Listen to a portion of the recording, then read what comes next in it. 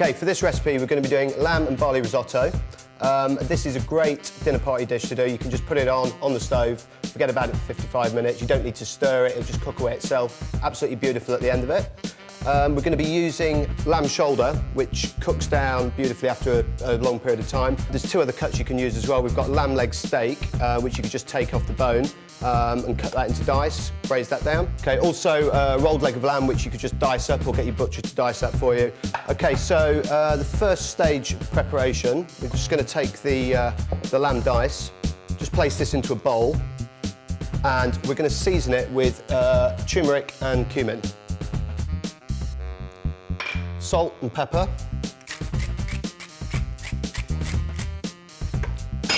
Give it a good season. And then we're just going to mix it by hand. Make sure all the pieces are completely coated, because we're going to sear these off shortly to get a nice caramelisation on them. So you want all those spices, or all the salt and pepper evenly through the meat.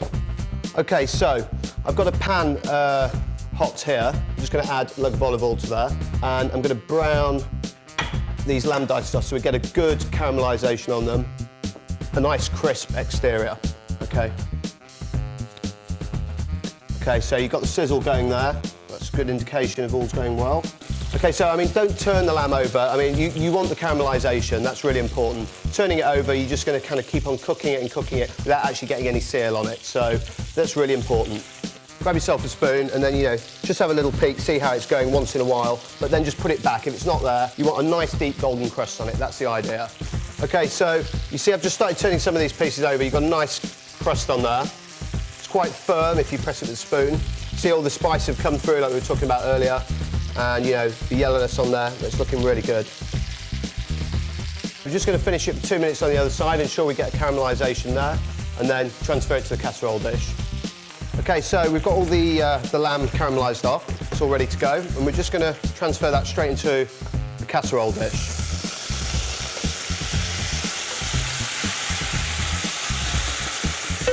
And then in the same pan as we caramelise the lamb off, I'm going to add some chopped onions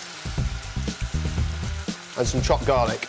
The reason we put it in the same pan to cook the lamb is just to make sure we get all the transfer of flavours there. There's still plenty of flavour in the bottom of that pan, and we'll just kind of deglaze it, and the onions will soak all that up. So we just want to cook those off quite lightly. So I'm going to transfer the onions now to the casserole with the lamb. Just pop that over there.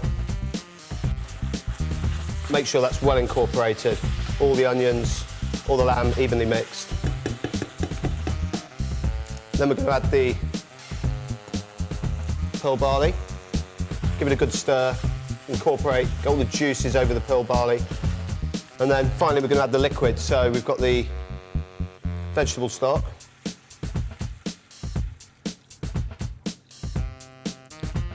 And the coconut milk.